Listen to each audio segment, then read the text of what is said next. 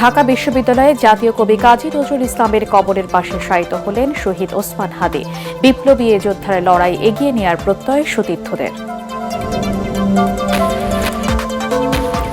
শহীদ ওসমান হাদির জানাজায় কয়েক লাখ মানুষের ঢল।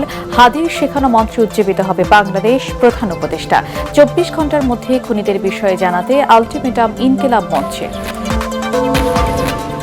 সারা দেশে ওসমান হাদির গায়েবানা জানাজা অনুষ্ঠিত। আত্মার মাগফিরাত কামনা করে বিশেষ দোয়া ও মোনাজাত। পালিত হল একদিনের রাষ্ট্রীয় শোক। জুলাই অভ্যুত্থানের পর ঢাকার রাজপথ আবারও বিপ্লবী জনতার পদচারণায় উত্তাল। সব মিছিলের গন্তব্য শাহবাগ।